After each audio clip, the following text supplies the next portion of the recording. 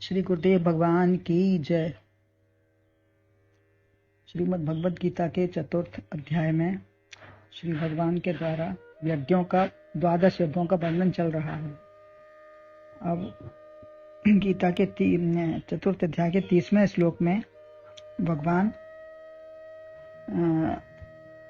प्राणों का प्राणों में हवन करने का बताते हैं कि नियत आहार के द्वारा, संयमित आहार के द्वारा किस तरीके से हम अपने प्राणों में हवन कर सकते हैं। श्लोक है, अपरे नियताहाराः प्राणान् प्राणेषु जुह्वति सर्वप्यदे यज्ञविदो यज्ञक्षपित कर्मसः। कुछ मिताहारी हवन करते प्राण ही में प्राण हैं, 6 पाप यज्ञों से किए वे यज्ञ विज्ञ महान हैं।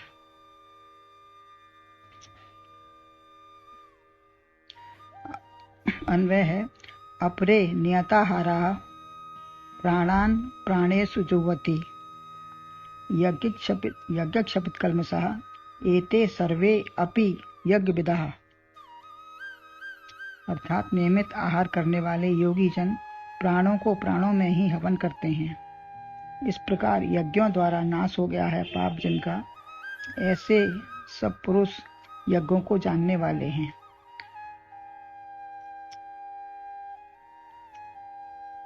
श्री भगवान का कहना है कि नियमित संयमित आहार करने वाले पुरुष प्राण को प्राण में ही होम करते हैं।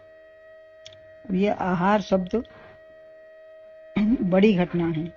साधारणतः हम सोचते हैं कि भोजन आहार है, यह भी ठीक है, लेकिन आहार का अर्थ व्यापक है। शरीर के भीतर जो भी हम बाहर से लेते हैं वह सब आहार है।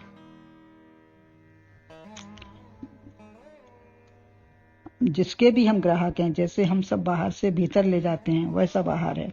संयमित नियमित आहार का मतलब जो व्यक्ति अपने इंद्रियों के द्वार से उसे ही भीतर लिया जाता है, उसे ही भीतर ले जाएगा जो प्राणों को प्राणों में समर्पित होने में सहयोगी है, प्राणों को रक्षा करने में सहयोगी है। हम इस प्रकार की चीजें भीतर ले जा सकते हैं जो प्राणों को प्राणों में समाहित न होने दें, बल्कि प्राणों को उद्वेलित करें, उत्तेजित करें, विक्षिप्त करें। ऐसे चीजों का सेवन नहीं करना है। तो आहार 2 तरह के हैं, हमें उत्तेजित करें या शांत रखें, मौन रखें, निष्पन्द नहीं, आंदोलित करें। तो हम किस तरीके से अपने आहार का हमारा संयम है, हमारी हर इंद्रियों से आहार का सेवन होता है, तो हमें सब पे नियमन रखना है। इसमें दूसरे योगी जन परमित आहार के संबंध में नियम है कि भोजन के द्वारा उदर का अर्ध भाग भरना चाहिए, चतुर्थ भाग जल द्वारा पूर्ण करना चाहिए और अवशेष चतुर्थ भाग वायु के संचालन के लिए खाली रखना चाहिए। मतलब अधिक ठूस के खाना या बिल्कुल ना खाना, सब अति का सब चीज गलत होता है। विवेकी पुरुष भोजन नहीं करता, बल्कि प्राण भगवान को सत्य प्रधान भोजन सामग्री द्वारा आहुति देता है। जितनी जरूरत है उतनी ही आहुति देता है, जिससे जीवन शक्ति दैवी स्वभाव की हो। भोजन सामग्री पचने में सुगम और प्राणों को अधिक समय तक शक्ति देने वाली और न्यायपूर्वक उपार्जित होनी चाहिए। भोजन बनाने वाला भी माता के समान विशाल हृदय वाला होना चाहिए। ये भोजन के विषय में नियम बता रहे हैं। प्रत्येक ग्रास देते हुए यह भाव हो कि हम प्राण भगवान को आहुति दे रहे हैं। इस भाव को दृढ़ करने को भोजन के पूर्व प्राणाय स्वाहा, अपानाय स्वाहा, व्यायानाय स्वाहा, समानाय स्वाहा, उदानाय स्वाहा द्वारा प्रत्येक प्राण को आहुति देना है। ऐसा करने से मैं भोजन नहीं करता, बल्कि प्राण को आहुति देता हूँ। ये भी जरूरी है शरीर के लिए। ऐसा करने से यह भावना दृढ़ हो जाएगी और भोजन में आसक्ति न रहेगी। इस प्रकार निरासक्त भोजन का संयम करने वाला इंद्रियों तथा ज्ञानेंद्रियों पर विजय पाकर भोगेच्छा का अंत करके शरीर भाव से उठकर अपने आत्म स्वरूप से अभिन्न होकर कृतकृत्य हो जाता है। ये प्राणायाम के द्वारा भी हम अपने प्राणों को हवन करते हैं। ये कुंभक, रेचक, जो पहले इसके श्लोक में बताया था कि कुंभक, रेचक और पूरक के द्वारा हम आहुति किस तरीके से देते हैं, ये पिछले श्लोक में इसका वर्णन हुआ था। तो ये प्राणायाम का नियम है। ये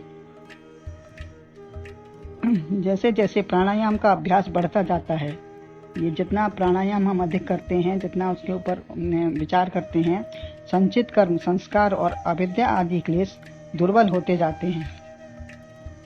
वह सीमित शरीर भाव से उठकर समष्टि में अर्थात सर्वभूते रतः जीता है और उसका प्रत्येक श्वास निस्वार्थ भाव से सबके कल्याण में, सारी समष्टि में ही हवन होता है।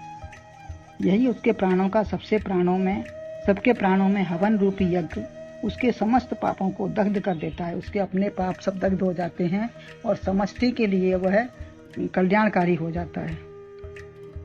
ऐसे योगी सब यज्ञों को जानने वाले होते हैं। श्रुति में पंच प्राण को दुकनी अग्नि बताया है और अंतःकरण को जलती आग बताया है।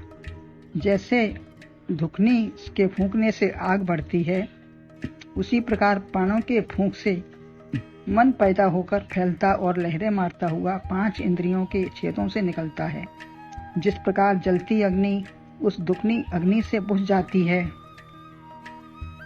उसी प्रकार मन प्राणायाम द्वारा प्राणों में लीन हो जाता है।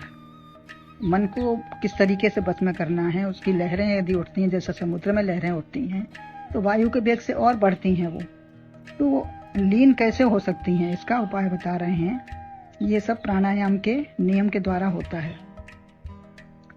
और इस निरासक्त अनुष्ठान से सारे पाप नष्ट होकर योगी कर्म बंधन से मुक्त हो जाता है। इस तत्व को जानने वाला ही सब यज्ञों को जानने वाला है।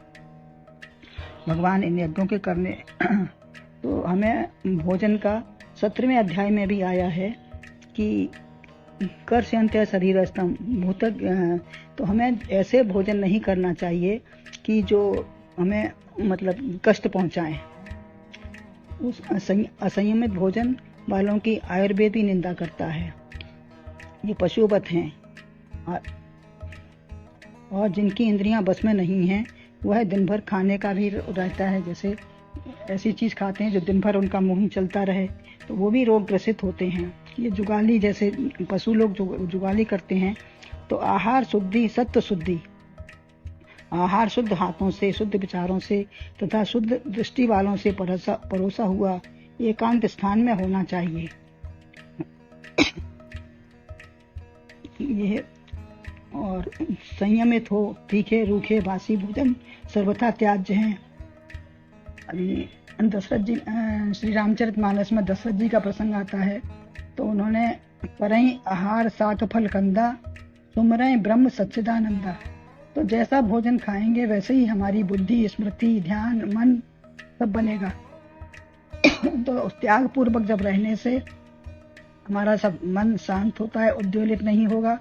तो हमें यही नियत आहार का और प्राणों को प्राणों में हवन करने का यही अर्थ है कि किस तरीके से हम अपने प्राणों को आगे अपने शुभ कार्य में लगाएं और यज्ञ रूपी हवन करते रहें।